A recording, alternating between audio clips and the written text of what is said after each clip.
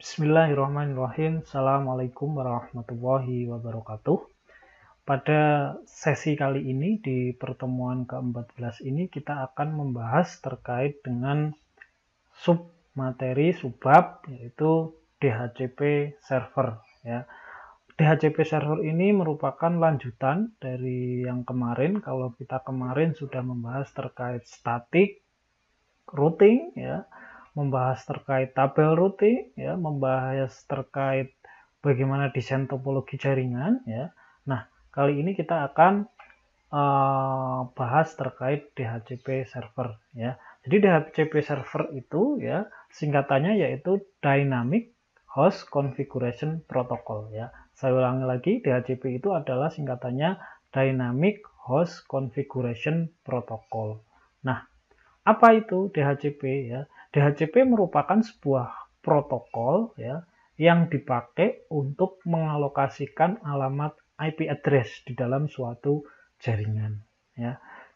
Terus yaitu jika sebuah jaringan, ya, tidak menggunakan DHCP, maka pemberian alamat, ya, alamat IP itu dilakukan satu per satu di dalam komputer tersebut. Kalau misalkan kita kemarin hanya nyeting berapa PC, kemarin ada 6 PC atau 3 buah PC di jaringan sebelah, 3 buah PC di jaringan sebelah. Padahal kenyataannya, ya, jika kita berhadapan langsung di dalam dunia nyata, di dalam satu lab itu kita bisa menyeting bisa sampai 30-40 PC, bahkan 100, mungkin bahkan ribuan PC kayak gitu, ya. Nah, jadi kalau kita memberikan suatu alamatnya secara manual, kita berikan IP-nya satu-satu, kita setting IP-nya, kita setting DNS-nya, kita setting gateway-nya satu-satu seperti itu, ya. Itu akan memakan waktu yang cukup panjang dan cukup merepotkan, ya. Bisa jadi nanti di dalam perjalanannya IP itu bisa berubah, bisa kita ganti dan sebagainya. Nah, kalau disetting secara manual itu akan memakan waktu yang panjang, ya. Jika ada perubahan lagi kita harus setting lagi, jika ada perubahan lagi kita harus setting lagi satu-satu, ya.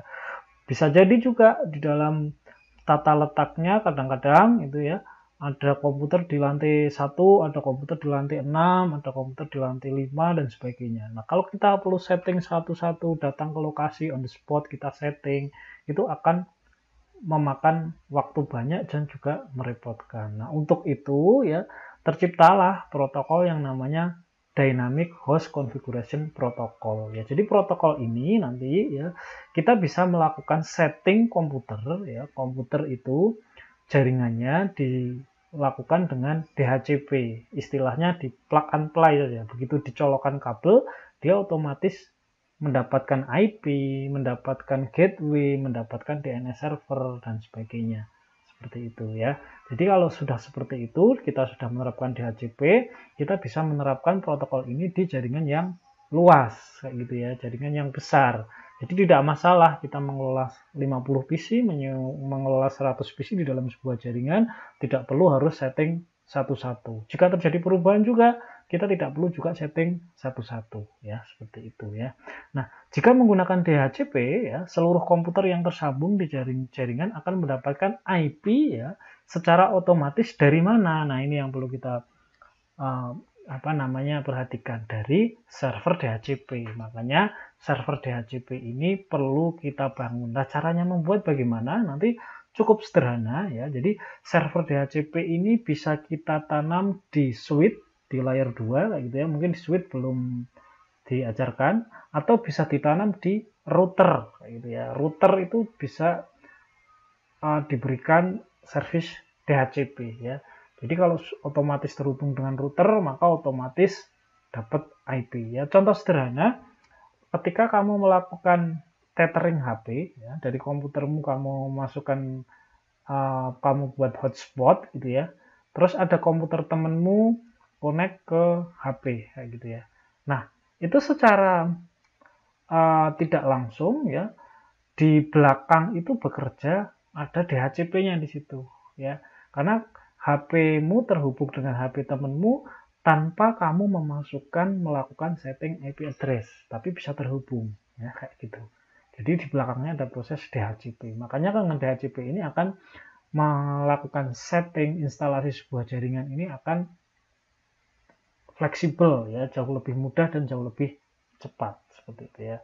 Nah, selain alamat IP ya, banyak parameter jaringan yang dapat diberikan ya, seperti yang saya katakan tadi, ada default gateway ya. Jadi di IP address itu kalau kemarin kita ngisi IP default gateway-nya masih secara manual, dan yang kedua ada DNS server. Nah, ini yang belum saya ajarkan. Apa itu fungsi DNS server? Nanti setelah ini saya ajarkan terkait DNS server seperti itu ya.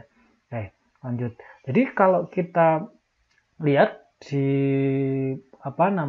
protokol TCP/IP atau OSI reference model ya, DHCP itu berada di layer 7 atau di layer 4 punyanya TCP/IP di aplikasi ya. Jadi berjalannya di sini.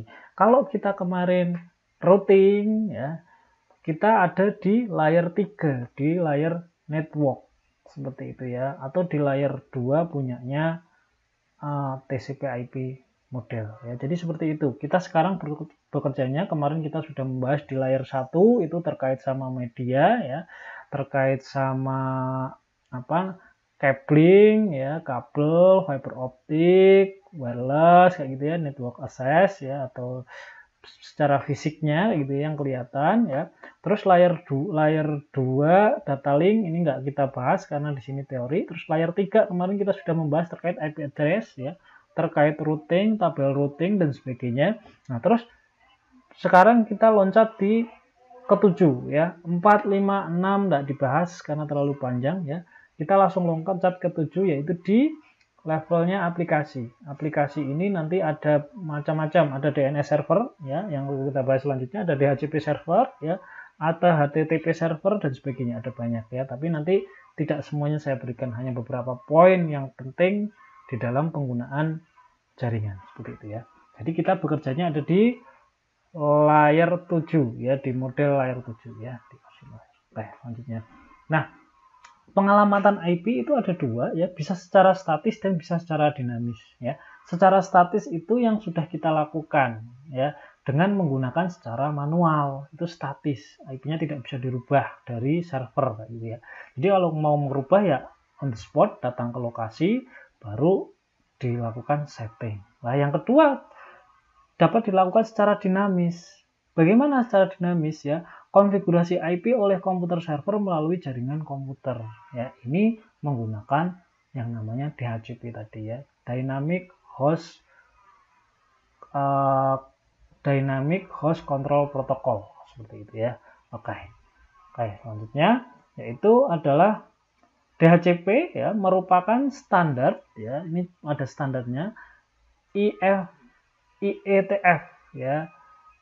Jadi Internet Engineering Task Force ya, DHCP ini merupakan standarnya. Jadi standar jaringan itu harusnya sudah memakai yang namanya DHCP. Entah fitur itu digunakan atau tidak, tapi sebuah perangkat jaringan yang support layer 7 ya, support layer 7 itu harus ada DHCP-nya ya. Dikembangkan pada tahun 1993 sebagai perbaikan dari BOOTP, Bootstrap Protocol ya. Kodenya ada RFC 2131 ya, tentang Dynamic Host Configuration Protocol. Sorry, saya tadi salah ya, Dynamic Host Configuration Protocol seperti itu ya. Nah, terus kenapa DHCP ini dibutuhkan ya? DHCP itu dibutuhkan kalau kita mengelola jaringan yang semakin kompleks, semakin besar ya, butuh konfigurasi secara dinamis ya. Kadang-kadang DNS servernya berubah, kadang-kadang gateway-nya berubah dan sebagainya. Lah kalau kita tidak memakai DHCP, maka ketika ada perubahan, kita punya 100 komputer, katakan gitu ya, gateway-nya berubah, maka 100 komputernya ini harus kita setting satu-satu.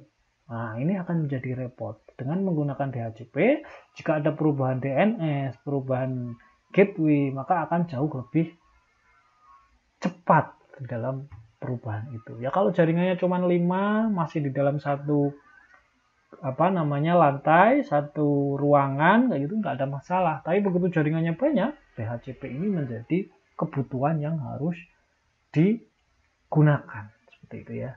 Nah, yang kedua terkait pengendalian parameter. Nah, ini yang saya katakan tadi, ada IP default router ya atau gateway ya, terus name server terkait sama DNS server ya, sama file server dan sebagainya ya. Jadi kalau sudah menerapkan DHCP ini akan jauh lebih mudah seperti itu ya. Terus yang ketiga, pengiriman informasi tanpa admin, tidak perlu konfigurasi tiap komputer ya. Ini yang saya katakan tadi, tidak ada konfigurasi secara manual di klien ya. Semuanya terkontrol dari server ya. Jadi komputer hanya colokkan RJ45 ya di port RJ45 port Ethernet ya, dia otomatis langsung dapat IP address. Bisa kamu bayangkan jika tidak ada protokol DHCP, ketika WiFi ya akan terkoneksi, maka dia akan connect dan perlu melakukan setting IP. Ya, orang kalau paham. Kalau tidak paham, repot seperti itu ya. Dengan adanya protokol DHCP ini akan mudah. Jadi orang cukup connect ke WiFi gitu ya, dia otomatis akan dapat IP ya, namanya seperti itu. Jadi DHCP akan sangat membantu sekali.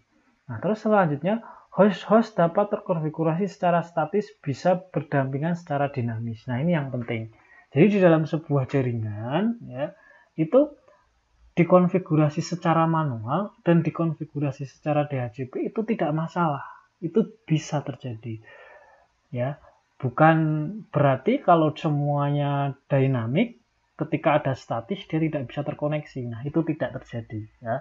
Jadi dengan adanya dynamic yang statis ini ya, yang diisi secara manual ini, asal syaratnya tidak konflik IP-nya, tidak benturan IP-nya, maka dia tetap bisa terkoneksi ya, seperti itu. Jadi ini ada 4 yang perlu dipahami kenapa DHCP ini, protokol DHCP ini dibutuhkan di dalam suatu jaringan ya, seperti ini.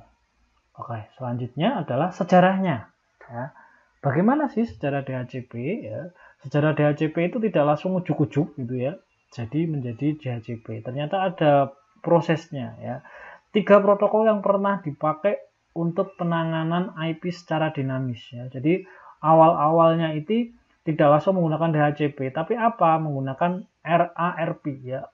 RARP yaitu Reverse Address Resolution Protocol, yaitu pada sampai dengan tahun 1985 ya. Kemudian dikembangkan lagi menjadi BOOTP ya, Bootstrap Protocol ya, 85 sampai 1993 ya.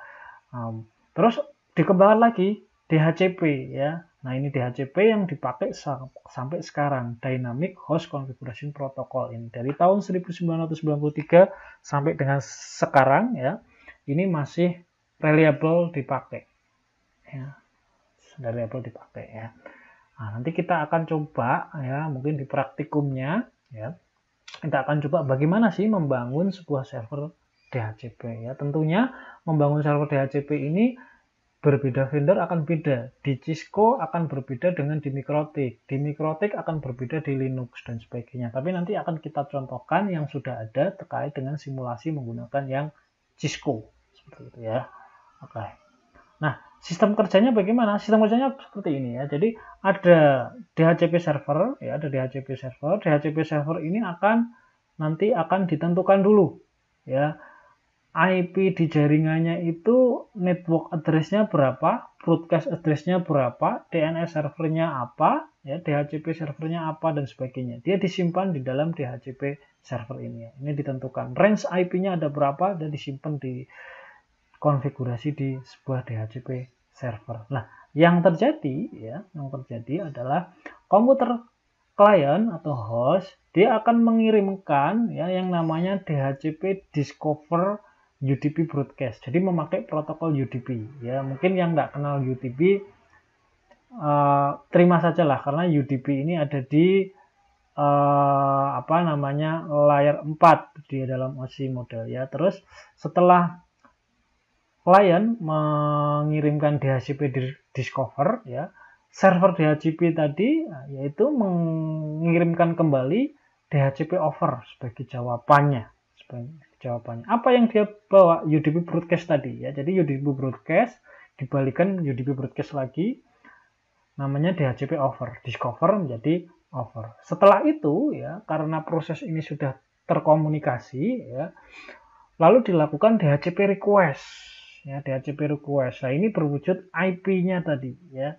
Pertama kali mula-mula adalah MAC-nya dikirim ya, seperti itu ya, menggunakan protokol UDP ya. Terus setelah terbentuk komunikasi ya, dia akan ngirim DHCP request. Kemudian DHCP servernya ini ya akan memberikan DHCP ACK. Nah, DHCP ACK ini isinya adalah IP address tadi. IP address untuk komputernya, gateway-nya berapa, IP servernya berapa, kayak gitu ya. Terus option lain ya, mungkin DNS server, MAC address dan sebagainya dia dikirimkan. Seperti itu. Jadi sistem kerjanya seperti ini ya. Bisa dipahami ya. Jadi sistem kerjanya cukup simpel ya. Yang pertama itu dia melakukan DHCP discover, kemudian melakukan DHCP offer servernya ya. Selanjutnya DHCP-nya request ya, DHCP request, dan selanjutnya lagi DHCP ACK. Ada 4 tahap di sini ya. Ada DHCP server, ada host gitu itu. Nah, blok alirannya seperti apa? Ya kalau kita detailkan jadi seperti ini ya. Ada service DHCP server ya, dia listen ya, artinya dia mendengarkan saja siapa sih yang nanti akan mengirim gitu ya. Dia akan membuka portnya kayak gitu ya. Terus dia menerima DHCP discover dari klien ya. DHCP discovernya dari klien ada yang masuk kayak gini ya. Terus selanjutnya DHCP server ini menawarkan IP address ya. Dia ditawarkan dulu menggunakan apa? DHCP offer ke klien ya. Kemudian klien ini apakah menerima tawaran IP address tadi atau tidak? Nah, gitu ya. Jika menerima, menyetujui, maka DHCP server melakukan DHCP ACK dari klien tadi ya. Kemudian DHCP server menyimpan konfigurasi IP address klien tadi di dalam database. Jadi bisa dijelaskan seperti ini ya. Jadi mula-mula dia akan nih seperti ini ya. Oke, mula-mula dia akan merequest ya. DHCP server ini mengirimkan DHCP offer. Ini sudah ada calon IP address yang didapat oleh klien ya. Kemudian si klien ini oke, silakan di request, baru dia dikirimkan kembali. Jadi seperti ini ya blok alurnya, perlu dipahami. Ya, ini alur yang begitu simpel, mestinya di belakang itu banyak proses ya, kayak gitu. Tapi ini yang paling sederhana. Nah, selanjutnya seperti ini ya. Nanti kita akan coba ya di video selanjutnya akan saya coba ya. Kalau kita kemarin di 3 komputer ini kita melakukan setting secara manual ya, nanti akan kita coba kita tanam DHCP server ini di router 0, routernya Jakarta ini ya. Di Jakarta ini nanti semua klien yang ada di Jakarta akan IP-nya akan terisi otomatis ya. Jadi nanti akan kita hilangkan dulu nih ya. Proses ini kita hilangkan, proses ini kita hilangkan, proses ini kita hilangkan kayak gitu ya. IP address-nya kita hilangkan dulu yang manual-manual tadi ya. Selanjutnya kita akan coba tanam DHCP server di sini nih ya. Seharusnya ketika DHCP server di sini berhasil ya, DHCP server di sini berhasil, nanti otomatis nih komputer 012 ya akan dapat IP apa? Dapat IP sesuai dengan yang ada di sini ya. IP-nya apa nih? Berarti IP-nya terdiri dari range IP-nya 192.168.1.1 sampai dengan 192.168.1.253 ya. Gateway-nya nanti akan dapat 192.168.1.254 ya. Untuk DNS servernya kita lewati terlebih dahulu ya, karena kita belum masuk di pembahasan terkait DNS server. Ya, jadi seperti itu nanti akan kita praktekkan seperti ini. Ya, terus bagaimana nanti mengontrolnya? Siapa sih yang dapat IP satu-satu di PC-nya ini? Ya, nanti kita cek di fungsi-fungsi yang ada di Cisco-nya ya. Fasilitas-fasilitas yang ada di Cisco di routernya ini, kita akan cek IP sekian ada di PC ini, IP sekian ada di sini, nanti bisa kelihatan seperti itu ya. Jadi praktikumnya akan kita lakukan di video selanjutnya ya. Saya kira itu terkait DHCP cukup simpel ya. Nanti prakteknya juga cukup mudah, tidak seribet yang di router kemarin ya, di router statik ya. Saya kira itu semoga bermanfaat apa yang saya sampaikan di sini ya. Saya akhiri sampai di sini. Wabillahi taufiq wal hidayah. Assalamualaikum warahmatullahi wabarakatuh.